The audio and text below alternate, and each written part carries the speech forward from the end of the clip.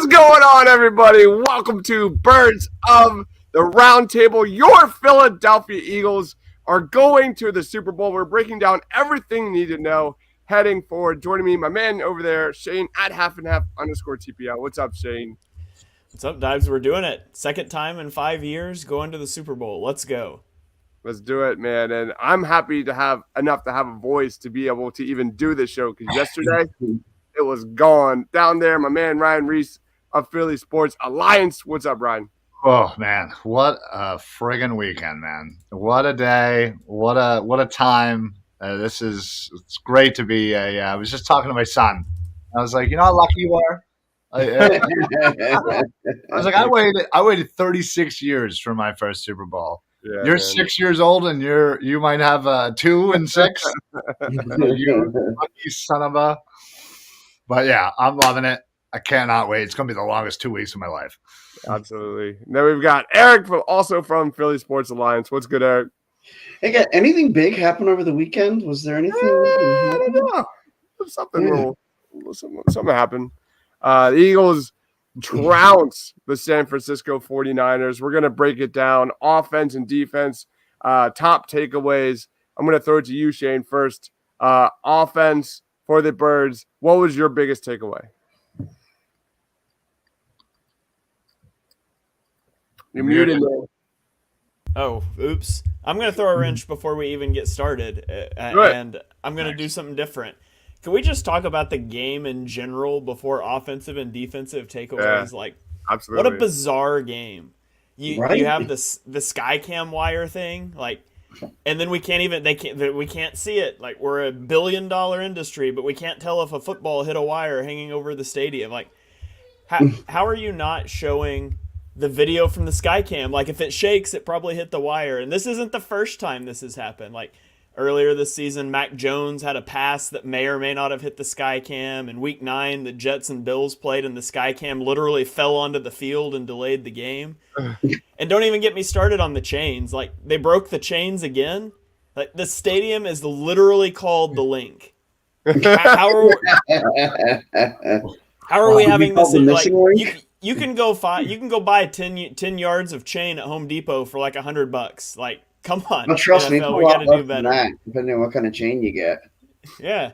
So it was just a weird feeling game. But offensively, I thought the Eagles opened the game perfectly. They had the opening drive, methodical drive. Nick Sirianni, you're playing against a really good defense, and you've gotten down into field goal range, and on 4th and 3, no hesitation, he lines up to go for it. And I love that about Nick Sirianni. And they throw the pass, the completion that later we found out wasn't a completion. Fantastic effort by Devonta Smith, but it's just the little things and how well this team is coached that they've got a signal, and Devonta Smith jumps up, given the signal to hurry up to the line and run another play, and they do. And I mean, if you're an opposing coach, I know it was on the Eagles sideline, when a receiver on 4th down jumps up saying hurry up, just throw your challenge flag. Like, that's I don't, but they end up scoring if somebody a touchdown. buzzes down, can't you just say, "Oh, I didn't mean to throw that"? Like,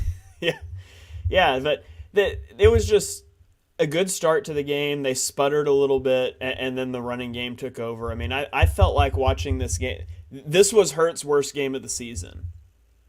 Only 4.7 yards per drop back. He had a 37% success rate.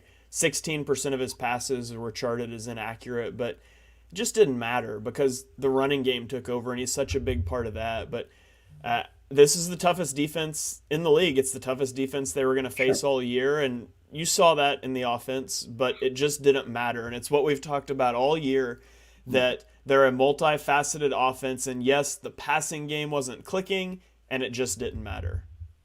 Anthony chimes in and says Shanahan got his quarterback killed, and the media is holding the Eagles accountable for it.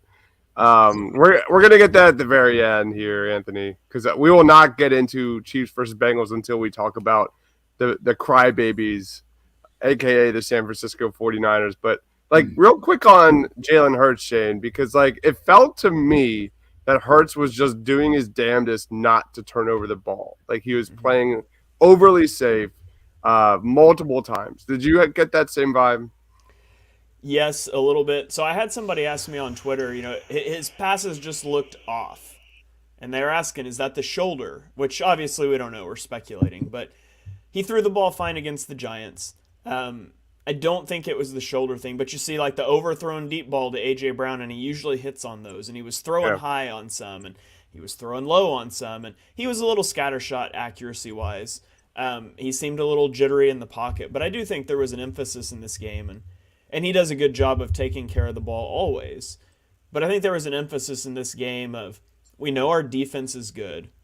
We know our offense is better than theirs. And so if we have to grind out, 13 points in this game, we feel confident we can win with that if we don't give up, turnovers. And they didn't. They had no turnovers. They never really put the ball in danger. And I think, that's one of the reasons they won this game. The 49ers turned the ball over 3 times. The Eagles didn't turn it over at all. And heading into this game, I think the Niners were number 1 in turnover margin. The Eagles were number 3. That was my vibe. I'm going to throw it to you, Ryan Reese. What was your main take from the Eagles offense? Yeah, no, you guys nailed it. You definitely saw Hurts be a little bit more cautious. And listen, it obviously didn't cost them. And, I understand that you're going up against what is, many consider to be the number 1 defense in the NFL. And rightfully so. They were great at getting takeaways. They were great at, Bosa and that line and those linebackers, again, great players. There was obviously something in his mind that said, hey, listen, like, if I don't turn the ball over, we're winning this game. And you're right. You saw it in some of the throws. You saw it in the kind of the way that he was, handling the pocket. But it didn't matter because they were determined to run that ball. And they ran the ball down their throats. And they couldn't do anything about it. And they neutralized that, defensive line. Bosa did nothing. I mean, yes, he technically had the one, I guess if you'll call it a sack, where Jalen kind of, was getting out of the end zone. But all day, Lane Johnson, Malata, whoever was on him, it did not matter. Bosa and the whole defensive line did nothing. And that's, I think, what we were all very concerned about heading into this game is that front seven. Honestly, I didn't hear their names too often. And that's why. What about you, Eric? Well, I certainly think, and my wife likes to call these Ericisms that I have, where like one of my favorite ones is more games in the NFL are lost than won. And my point is, if you just do all the things, like if you don't turn the ball over, you don't commit dumb penalties, and you push the other team to have to beat you, go the length of the field, like that's going to set you up in a lot of successful spots. And I think the Eagles are built that way. And I think there was a conscious effort, especially once Brock Purdy got injured, that look, as long as we don't screw this up, we're going to be fine. And so whatever that means on offense, we have to just grind out, like you said, grind out a 13-10 game. I think the Eagles would have been perfectly content with that. Like, whatever, man, just get us to the Super Bowl. Like, and especially once Brock Purdy was down, it was just like, okay, like we obviously don't have to do a whole heck of a lot here. Mm-hmm. Mark chimes in. Thanks for joining. Thanks for the comment. Says, need Hurts to get back to hitting that deep ball. Missed Brown 2 weeks in a row. Other than that, I'm happy. He lost $512 on a $20 parlay. I'm sorry. Sorry, bro. Did you really lose 512 or did you just lose 20? I mean, if we want to play that game, I lost $860 odd on a $5 parlay because AJ Brown didn't score. I mean, we all have bad breaks, so. This year's been full of bad breaks for me. I took the weekend off from gambling, so I was able to just enjoy it. Wow, that's a shocker. Yeah. My main takeaway was something that we have seen, especially during the playoffs, was just another dominant statement from the Eagles' offensive line. That's my main take, is that going up against the number 1 rushing defense in the NFL, would they run it like 44 times? They did not give a damn. They did not care. That was their game. And They scored 4 touchdowns on the ground, 149 yards. Hurst added 39. It was just awesome. And you look at this Eagles offensive line through 2 playoff games, man. They've held some amazing edge rushers, pass rushers like Dexter Lawrence, Kayvon Thibodeau, Nick Bosa, Leonard Williams. Nothing, absolutely nothing, like Ryan Reese said, from Nick Bosa. It's just truly been just an impressive thing to watch. And that was like the main reasoning why I thought this game against the 49ers was going to be a blowout win for the Eagles, and sure enough, it was. I didn't expect Hassan Reddick to take out Brock Purdy on the freaking play of the game, but it was just another masterclass from Dickerson, Kelsey, Lane. It was just mind-blowing. And if this is like just a sign of things to come, like if that line stays healthy and all signs say Landon Dickerson is fine, he's going to be ready to go for the Super Bowl, man. Like, football is simple, bro. Like, you win in the trenches, you have a shot, and that's how the Eagles are sitting right now. They're sitting really well. I don't know if we're gonna touch on the Chiefs versus Eagles matchups to watch. Maybe we'll probably do that next week. But that's my vibe was the Eagles offensive line playing by far the best group statistically in the playoffs, but the best football of the season to date. That's my take. Yeah. One of the things I talked about last week before the game was that Jordan Mailata had struggled this year. He was like 56th in the year for offensive tackle pass blocking. In the playoffs, though, he's allowed 1 pressure in 57 dropbacks. Mm-hmm. And he's PFF's highest graded offensive tackle in the postseason. So even Mailata, who's great in the run game, has struggled in the pass game. Like, the Eagles have just been dominant in the trenches, and it's what's carried them this far. And to be frank, if they beat the Chiefs next week, it'll be what carries them all the way there. Isn't it fitting how they're playing Andy Reid, and like the nuts and bolts of Andy Reid still exists in Philadelphia, winning in the trenches, investing heavy on the offensive defensive line, man. It's winning football, man. And Andy's influence still to this day can be felt. It's crazy. Yeah, absolutely.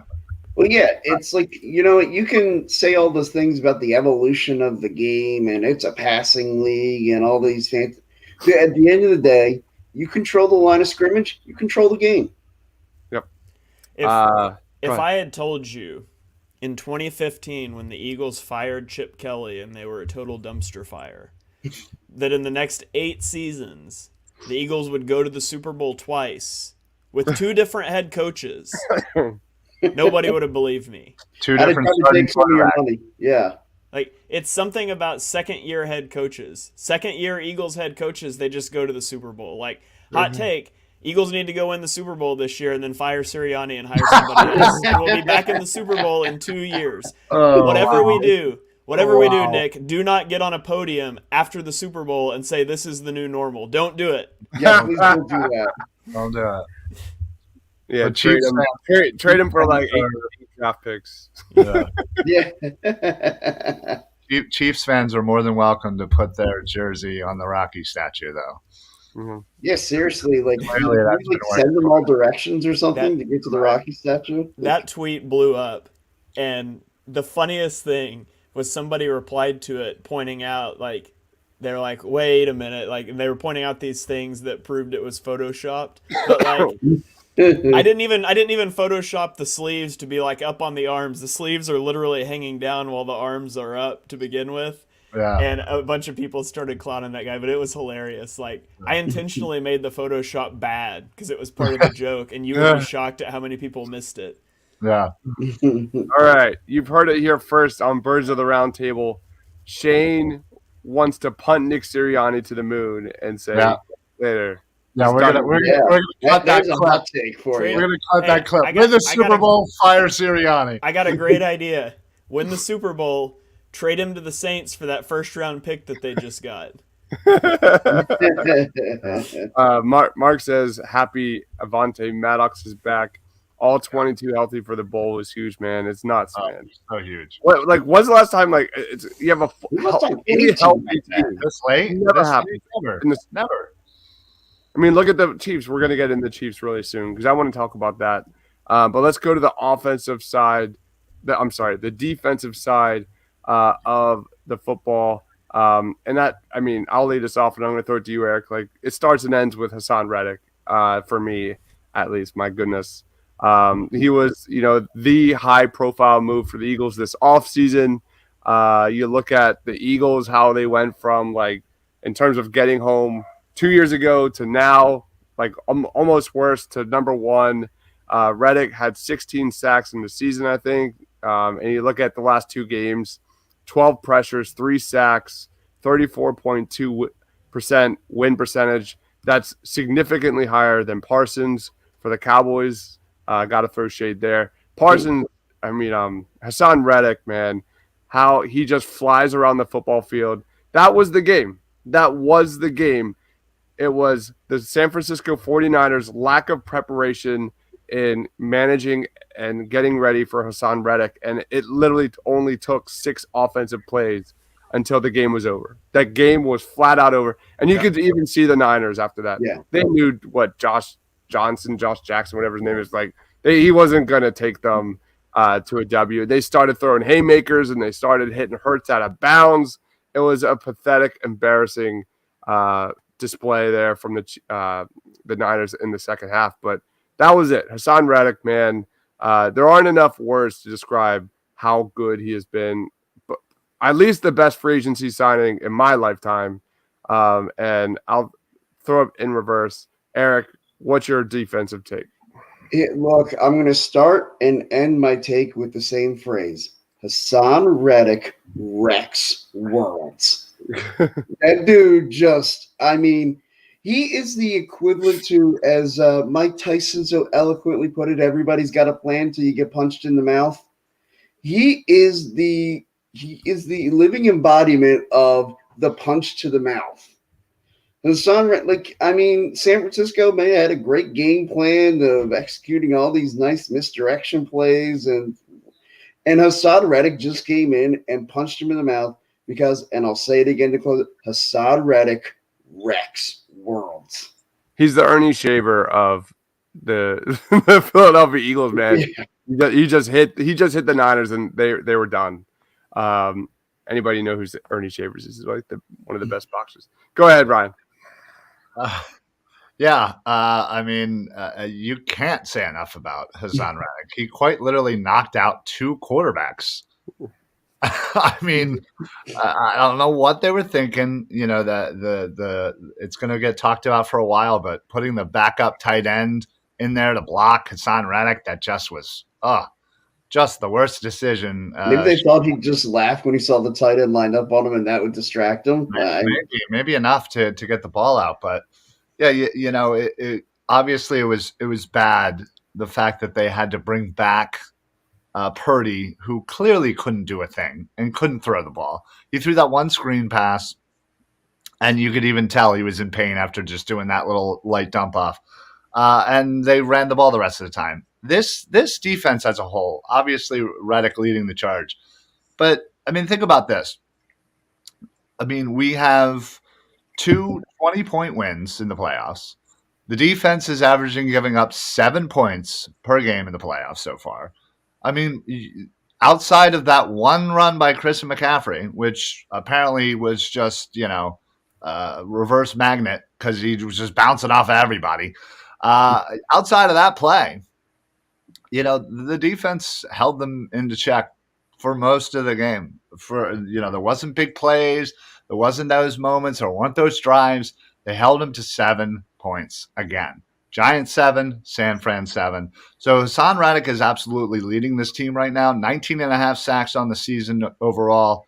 And it's a damn shame that he's not going to get in consideration for the Defensive Player of the Year. He leads the league in forced fumbles. I think he's top 3 in fumble recoveries as well.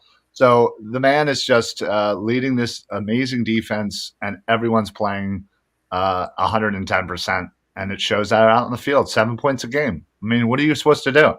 what are you supposed to do if you can't score more than 7 points in a game? Combine that with our offense, who clearly likes to score over 30. So, good luck. If you just said they scored 14 points in 2 games, if you put the 14 points in 1 game, they still lose by a couple touchdowns. Right. This defense is absolutely just insane right now. It may be the one of the best defenses the Eagles have ever had. No, And that's something. it's going to be up there. Yeah. That's going to be a show for the offseason, comparing this defense to the greats, because The 92 defense versus 23 defense. Well, we'll get into it eventually. I just got goosebumps doing that. That's so fun. But yeah, Shane, what's your take on defense? Hello, Chris. Hassan of House Reddick, rightful heir to Defensive Player of the Year, destroyer of worlds, the great pass rusher. Yes. The NFC East, the king of strip sacks, the breaker of quarterbacks. Oh my God, I need to make this a T-shirt. Yes, destroyer of worlds. We gotta have that on a shirt. You guys mentioned it, but nice. I mean, he went off in this game. The Eagles pressured the 49ers on 62% of their dropbacks. That per Next Gen Stats, that's the 3rd highest pressure rate of any game this entire season among all teams. And that happened to a playoff team. And the Eagles just destroyed them. And, I mean, San Francisco was killed by injuries. Maybe Coach of the Year candidate Kyle Shanahan shouldn't ask his backup tight end to block Hassan Reddick one-on-one. Just a thought. Maybe you don't leave him unblocked. There's another idea. I don't know. I'm tired of the excuses with that, but that they were killed with injuries because they could not block the Eagles' pass rush. And there were people trying to tell me all week that the 49ers' pass rush was better than the Eagles. And I'm sorry, it wasn't even close. And it was never close. It was never close. The Eagles' defense destroyed this game, and they would have destroyed this game no matter what happened. People are trying to play revisionist history. What if Brock Purdy didn't get hurt? Well, on his 3rd drop back of the game, he turned the ball over. I think the Eagles would have been fine if he played all 4 quarters. And obviously you hate that an injury happened. And I did legitimately feel for 49ers fans, because we all remember how it felt when Carson Wentz went down and you had to watch Josh McCown play against the Seahawks. And that's a terrible way to end your season. And I legitimately felt for the 49ers until their players started throwing punches and throwing guys down, and I felt for their fans until their fans started whining on social media. So much. The injury, the penalties thing, complaining about penalties. Like, Mike Pereira is literally on the broadcast after every one of those penalties as an unbiased rules analyst saying, yeah, they got that call right. And he will say when they got calls wrong. Like, it was just an undisciplined team.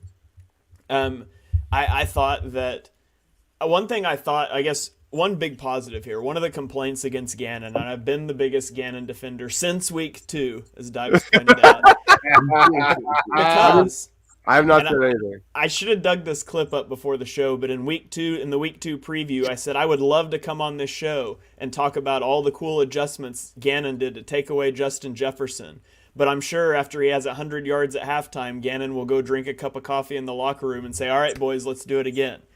So the transformation for me on Gannon since the beginning of the year, and somebody's going to post that clip later, I'm sure, but he did some really cool things in this game. It was the most opponent-specific scheme we've seen. They were in 5 down front so much in this game. You're not running the ball on us. You're not running outside zone.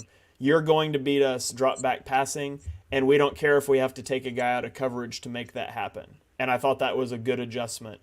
Another thing you saw, on all 22, it looks like James Bradbury got cooked a couple times by Brandon Ayuk, once by George Kittle. Now, it never resulted in anything because the pass rush was home. But what was happening is they were keying hard. They were driving down hard on in-breaking routes, because where does Brock Purdy like to throw? Short and intermediate, middle of the field.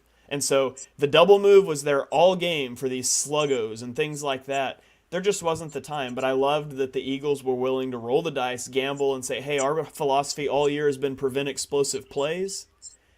In this game, we're diving down on these these easy throws because that's his tendency. And if we give up a big play, so be it. And they never did, and it could have bit him.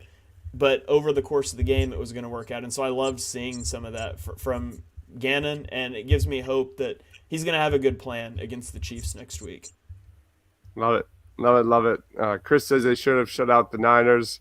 That punt that hit the wire should have been punted again, in my opinion. It's crazy that it's 2023 and they don't have a camera. Seriously, we can put a man on the moon, but I mean, crazy.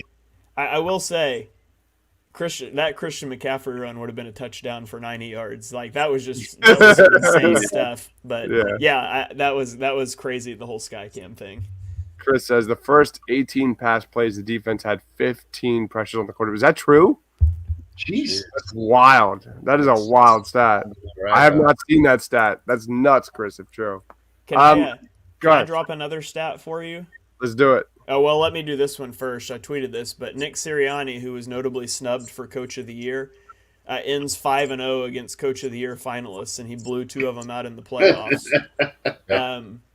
The Eagles have more wins over expectation going off of preseason win totals than any other team that's Coach of the Year finalist. Yep. I think we can put the Hassan Reddick, Nick Bosa thing to bed. But the stat I wanted to give you is the Eagles winning both of these playoff games by 24-plus points. They are the first team to win back-to-back playoff games by 24-plus since the 1989 49ers did it. They beat the Vikings by 28, the Rams by 27, and then they went to the Super Bowl and they beat the Broncos by 45. 45! So we're winning Chiefs, the Super Bowl 55-10. Chiefs, you better watch Let's out. go. Eagles are coming. Mark says, ironic part is the ball hit the camera wire. I was so furious, man. My voice was completely gone after the first half. I don't know about you guys. Halftime, it was gone. The Fox broadcast was garbage. Legitimately, the only good thing about Fox broadcasts is Greg Olson, and he's phenomenal. By the way, like yeah, it's pretty good. Yeah, he's really when he was good. talking about Purdy and like Purdy's throwing on the sideline, but they weren't putting him in the game, and he started talking about the elbow injury, and you start to get feeling back, but your fingers are the last thing to get feeling, and he's talking about how you grip the ball, and like that's so cool. Like having a former player talking about that stuff, he does a fantastic job. But it was like 6 more plays before we saw a replay of the Devonta Smith drop on 4th and 3. Right. They never even showed the Skycam foot. Like the broadcast was garbage. Yeah. Should we touch on the crybabies, the sore losers, the insufferable fan? Okay. On Twitter, before we get into their specifics, players. yeah, before we get into specifics, is it something about us that brings this out of teams and their fan bases? Because I feel like we deal with this every year. Well, like Vikings or Saints fans, and they're just a bunch of whiny little bitches. Like you just got your ass beat. Okay, deal with it. The season's over. Deal with it. You're done. Yeah, take your ass kicking and go home. Right. Fly back west. Shut up. Get yourself an actual quarterback, and try again next year. Okay? Shut up. I don't want to hear it. I don't get it. You mean the last pick of the draft didn't work out in the conference title game? We bring it out of these teams. They just can't handle it. You just can't handle it. We infuriate the shit out of teams, and I don't get why, but I love it. It's like the Vikings fans when they thought they were going to swarm Philadelphia. Now you have the Niners fans, thinking that it's going to go fine. What do you expect? Now you have like the coach, I think, of the Niners complaining that they didn't show the goddamn replay for Devontae and that he didn't drop it. Spoiler alert! On the jumbotron. Like, what are we doing here? Like, it is an embarrassment. And there were Niners fans all over my Twitter, like saying and defending the Niners players for punching, for throwing people down. Like, you're an embarrassment, San Francisco. An absolute embarrassment. If only Coach of the Year candidate Kyle Shanahan had, like, I don't know, a red piece of laundry in his pocket that he could have tossed onto the field to make them show a replay. Man. If only by the way, he never used a challenge or called a timeout the whole game. If only Oh wow, Coach of the yeah. Year candidate Kyle Shanahan could have not asked Tyler Croft to block Hassan Reddick and got his quarterback killed. But like, go ahead. I don't know. Maybe you just be better. Right. They can make there can be all the excuses you want, and you know the 49ers defense I thought played really good. They Sure. were. We talked about before the game the weakness of that defense was downfield, and the Eagles did not hit those downfield shots. And part of No. that was because the 49ers were very aggressive with receivers. And I thought it was a good game plan. It got you some flags. You take that to give up those explosive plays. Like, that was part of the game plan going in. But, yeah, my favorite has been Cowboys fans trying to discount the Eagles making it to the Super Bowl. It's like they had an easy path to get there, and I'm like, they literally beat the team that you lost to last week, and it's an easy path. The soft schedule. The Eagles are 9-1 against teams with a winning record this year, which is tied for the best in NFL history. Like, get the soft schedule stuff out of here. This is not Alabama playing Southern Alabama Tech. Like, they're all NFL teams. That team's a good up and coming team. You watch. Yeah. They're all NFL teams. And, yeah, did the Eagles get a good draw playing Daniel Jones and Brock Purdy? Yes. Why? They earned Because it. they dominated the entire regular season, and they got the 1 seed. That's how it works. Like, that's how the game works. If you get the 1 seed, you get a bye. You get the lowest remaining seeded opponent every game the rest of the way. And so if you don't like that, go win some games and be the 1 seed next year. But what bothers me is just the narratives and how the sticks keep getting pushed back. Like the whole national media, oh, the New York Giants are the hottest team in football right now. Nope. Eagles just mowed them, just took them out. Then, At what point is it? It wasn't an easy path. We're just that much better. Yeah, then comes the next Tom Brady. And I sat here last week saying I don't believe it. I don't believe it. And Hassan Riddick also did not believe it. But Riddick, did I say Riddick? Reddick. Shout out to Chronicles of Riddick. I love that movie. But anyway, let's just move on. Let's just move on. Mark says was the same as the Phillies in 08. You beat the Rays. You got lucky.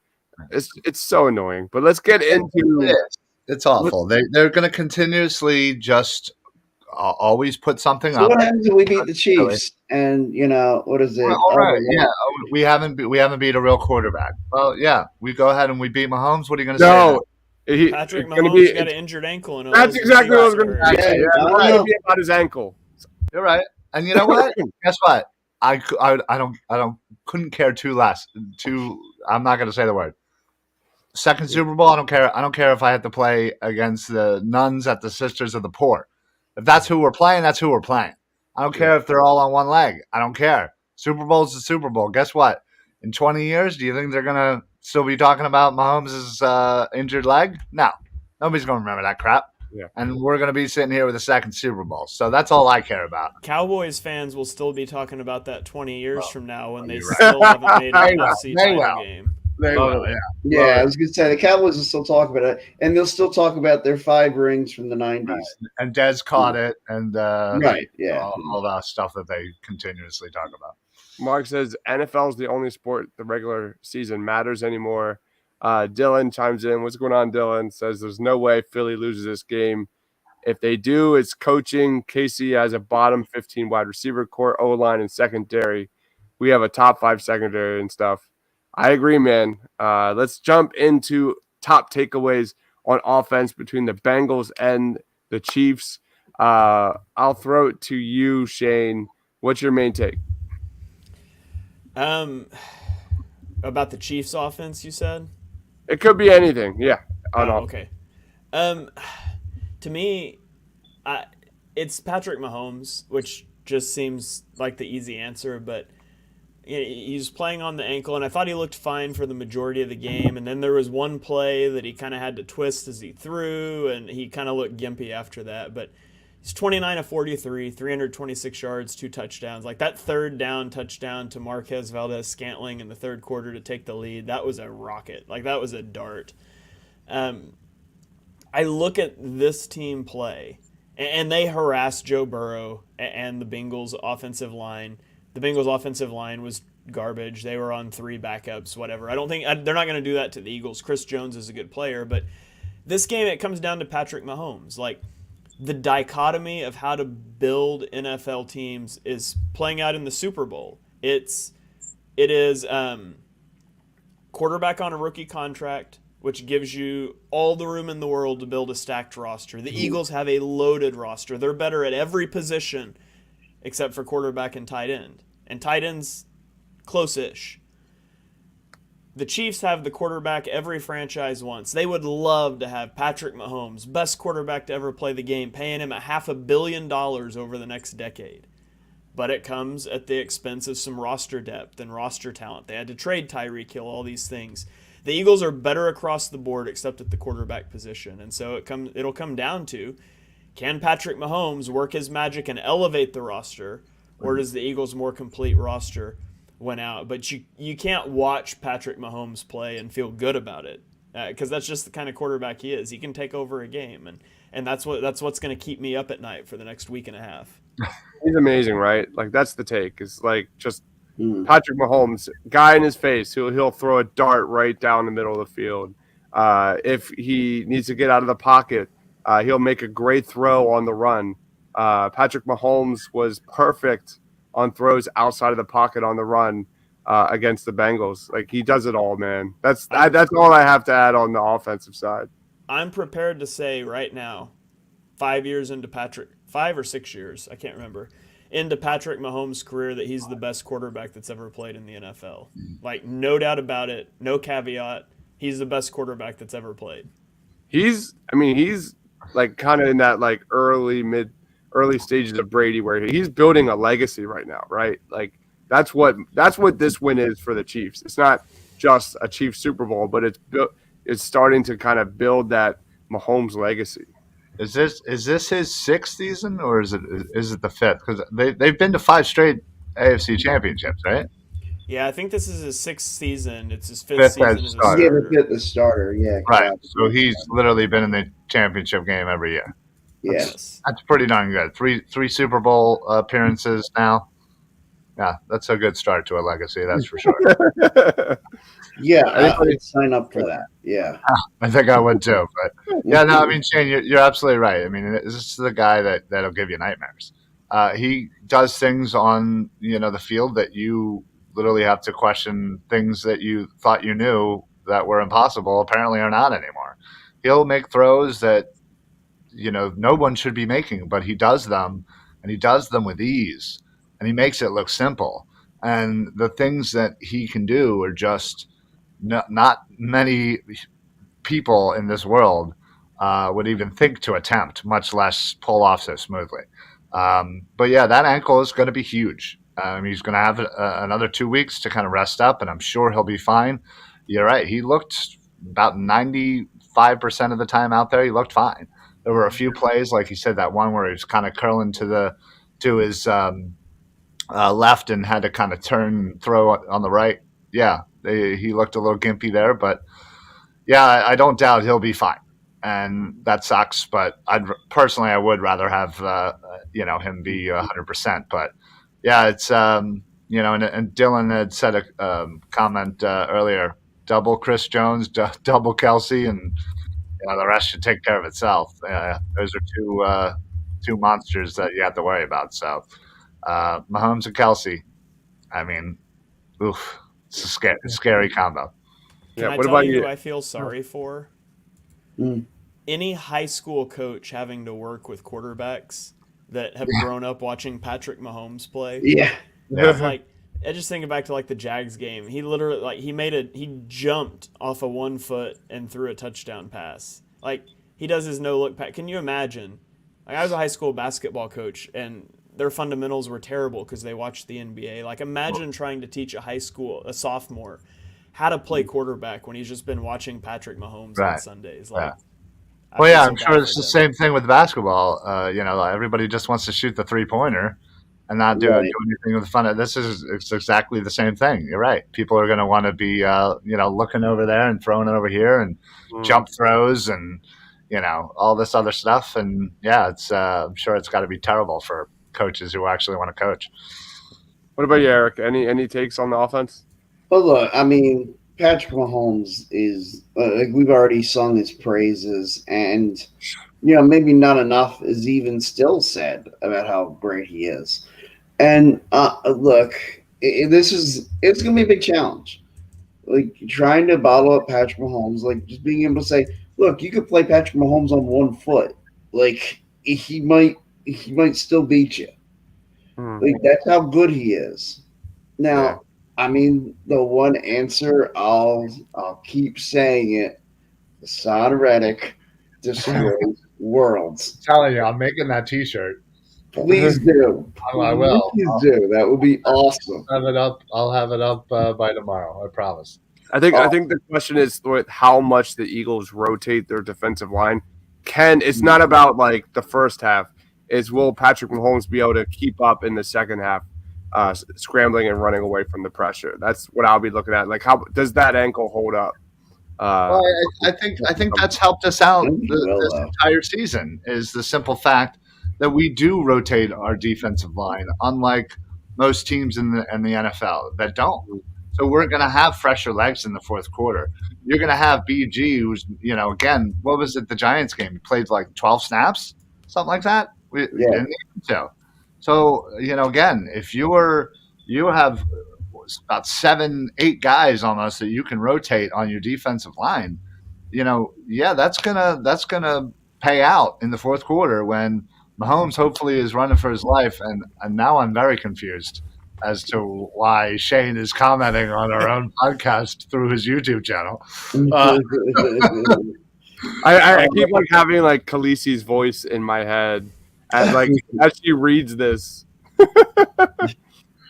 right, let's So, get into go ahead, Shane. Go ahead. I was gonna say, just make sure you don't injure Mahomes, because all I'm saying is Mahomes this postseason is averaging 2.3 points per drive. Chad Henne is at 7 points per drive. So don't get Chad Henne in the game.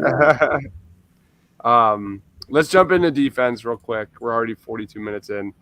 Gage chimes in saying, "What's the biggest mismatch?" I'm going to jump right in. I like to watch the kids play, and I think the Chiefs' trio of rookies in their defensive backfield is really interesting. You've got Trent McDuffie, Jalen Watson, Josh Williams. They held Jamar Chase, T. Higgins, and Tyler Boyd to basically nothing. They did a really, really good job. And I look at, the Chiefs drafting overall, like Shane, you kind of touched on it. Like, how do you build around a quarterback like Patrick Mahomes who, when you have such salary cap restrictions and things like that, like did you know the Chiefs drafted 10 players in the 2022 NFL draft? 9 of them made the final roster, and many of them are having big, imprints on this championship level team. So that's really fascinating for me. So if there's a biggest mismatch here, I still don't believe it. AJ Brown, Devontae Smith over this young trio secondary for the Chiefs. I think that is something they should be able to find there. I'll throw it to you, Eric, first. What is your take from the defensive side between the Chiefs and the Bengals?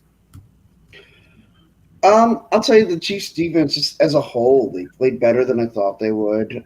You mentioned the matchup on the receivers. I thought that was going to be a huge problem for the Chiefs. That don't even worry about necessarily stop. You don't try to stop all 3. Try to pick out 1, maybe 2 that you can stop and let the other one go off. And they really didn't let anybody go off. And it's a credit to their scheme.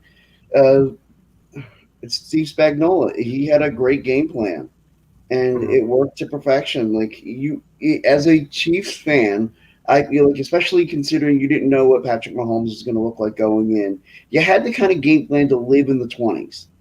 Like I remember thinking, like you don't want to necessarily get into a shootout, and that sounds weird to say with Patrick Mahomes. You want to live in the 20s, but I felt like that was something that like they were going to have to try and play that ball control and don't let Burrow get very Burrow-like.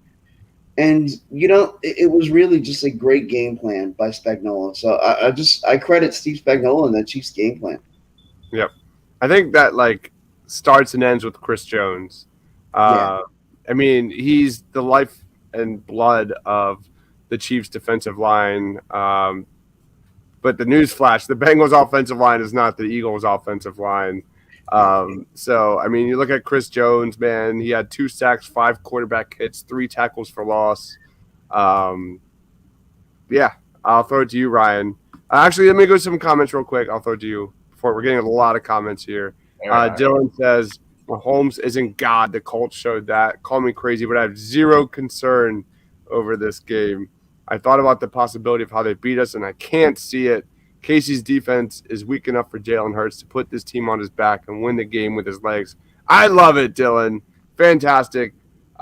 David says, what's going on, Eagles? What's going on, David? Thanks for joining. Living here in Kansas, looking forward to an Eagles win, man. There you go. What's the vibe like down in Kansas? I want to know. Let us know in the comments, man. That's fantastic. Hassan, best free agent signing in Eagles history. I just said that like 30 minutes ago. Yeah. Terrific. Just terrific. Since he's O-line held, since he's wide receivers to nothing, man. I love it. I love it. That's not wrong. Like that. Jay, what's going on, Jay? Says Hassan Reddick had a good game against the Niners. Danny wants to know, Eric, who you got, Bloodline or the Chiefs? Oh, the Chiefs' bloodline's broken, man. Sami Zayn's out. Bloodline is broken. Oh, boy. David says Chris Jones isn't better than Bosa. How did that work out? Absolutely agree there. Jay says, plus the Bengals have the worst offensive line. All right. Wait, David says the vibe here is great. It's a sports town, passionate fans and loyal, but they are not the Eagles. Ryan Reese, what's your defensive take? The Chiefs defense. Well, it begins and ends, as we've said, with Chris Jones. When he is on his game, he is very disruptive. And, luckily for the Chiefs and for Chris Jones, he hasn't really gone up against a very good offensive line so far this postseason. So that is the absolute matchup that I'm going to be looking forward to is Chris Jones versus the interior offensive line of the Eagles.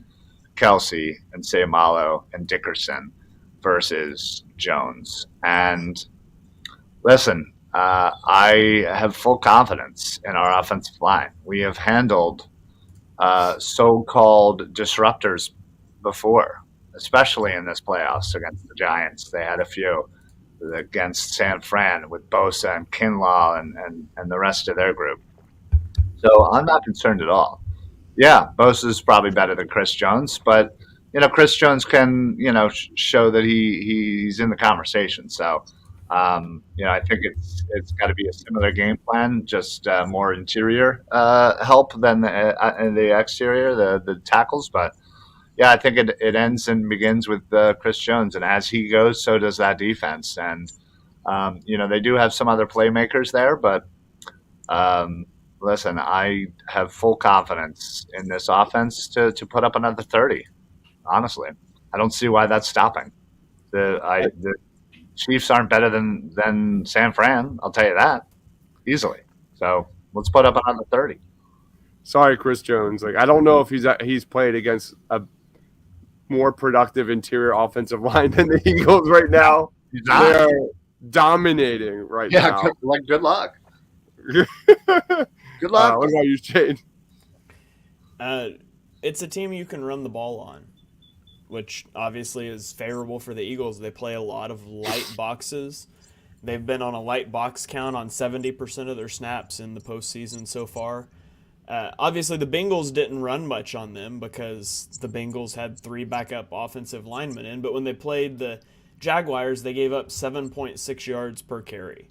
19 carries, 144 yards. The Jags ran circles around them, and the Jags don't have a particularly great rushing offense. Like, their rushing DVOA, they were ranked 20th in the league. And so this is a team you can run the football on.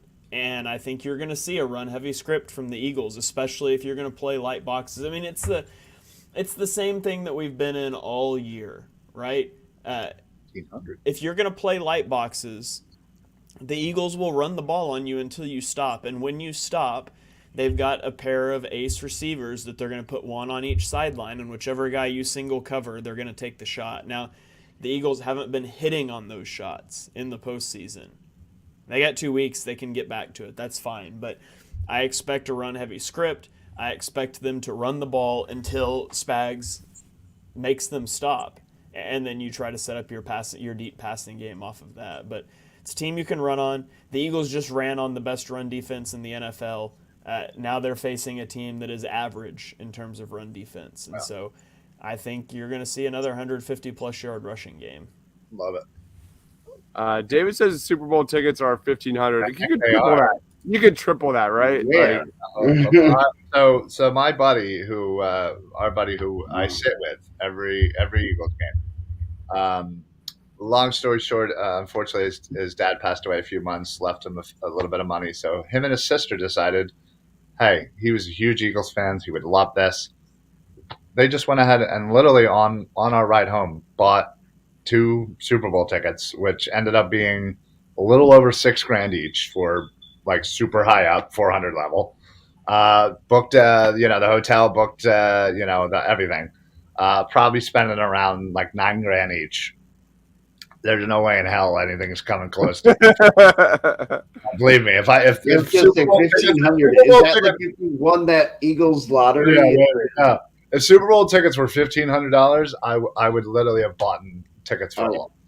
Like, that's super cheap. Jay, all right.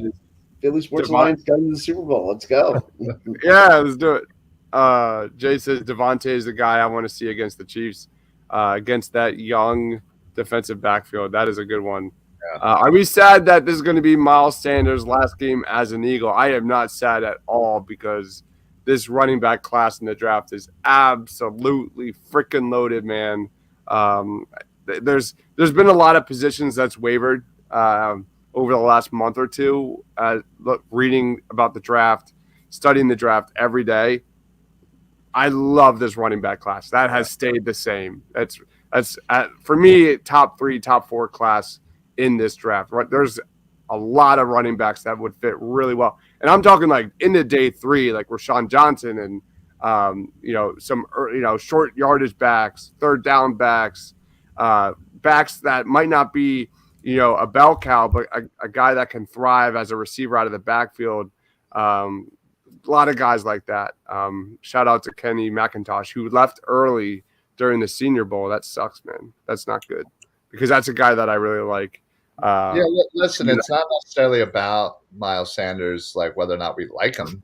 I like him just fine. I think he's a great back. Is he worth $8, $9, $10 million? Absolutely not. Mm-mm. Absolutely not. He's not worth $6 million.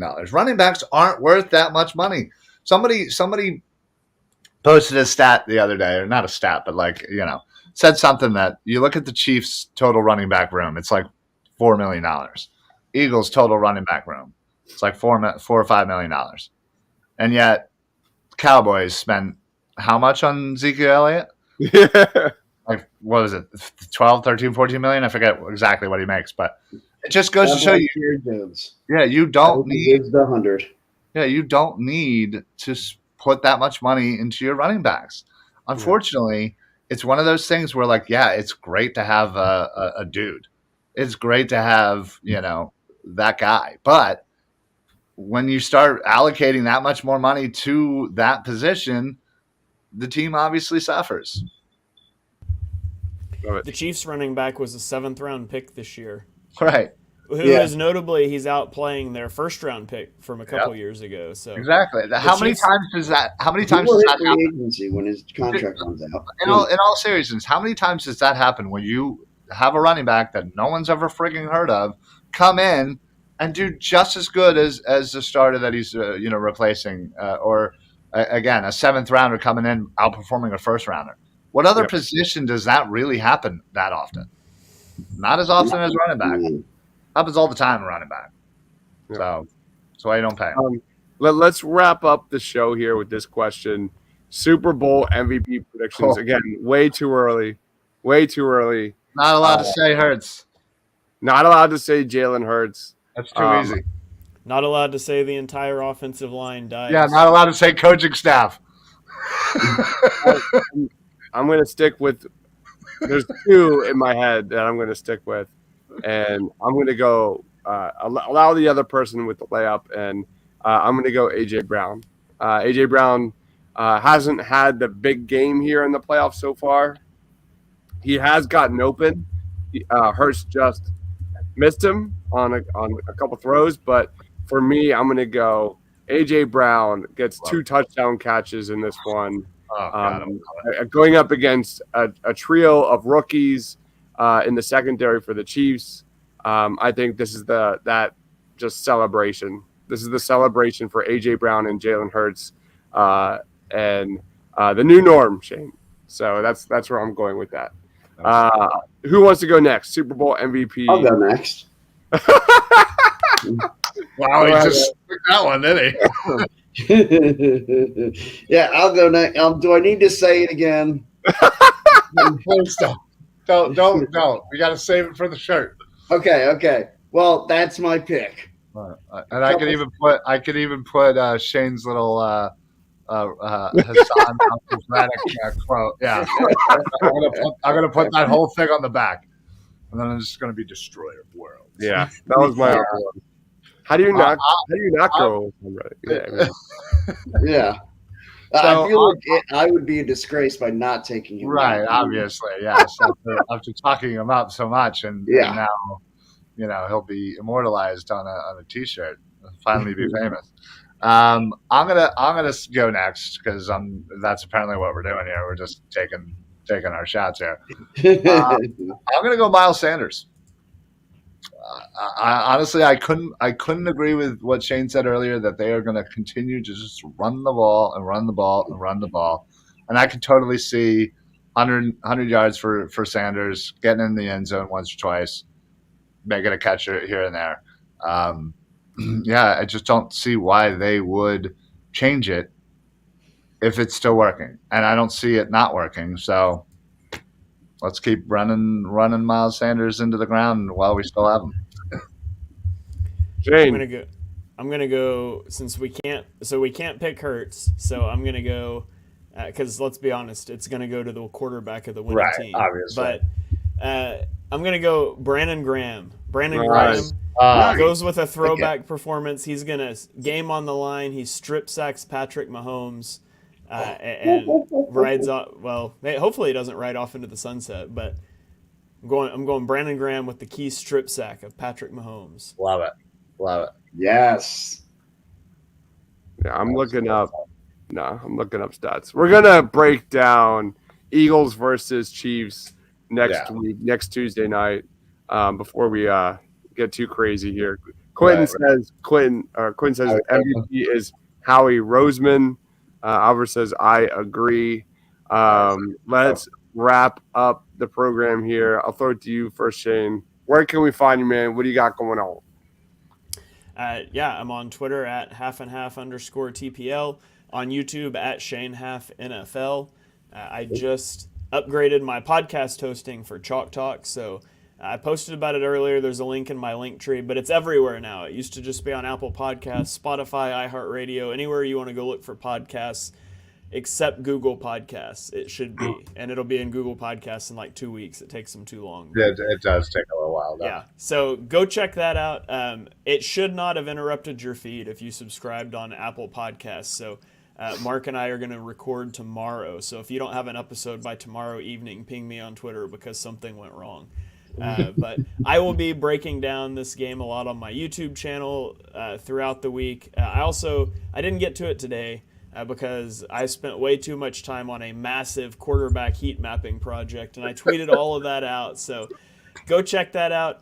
heat maps for every quarterback that attempted more than 200 passes this year, and I tweeted all of them out. Jesus. I linked my raw data. You can go play around with it. I even went through and I did the best and worst 3 quarterbacks by each target zone, and I tweeted that out today as well. So it was a fun project. It took way longer than I thought it was going to. It was really interesting to look at. So hopefully somebody other than me thinks that as well. Go check that out. It's on my timeline.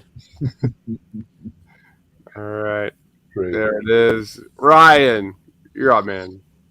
Oh man, just typical week in the Philly Sports Alliance. Make sure you check us out on YouTube and of course on Facebook. That's probably the best place to get a hold of us as we are streaming shows throughout the week. But not only do you get the Philly Sports Alliance shows, you get some TPL shows, Painted Line shows that are streaming live there as well.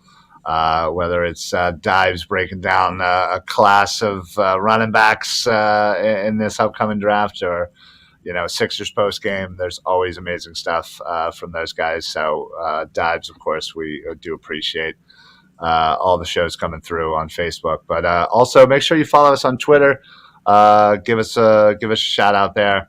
There's always content coming through as well. So just keep supporting, keep liking, keep following.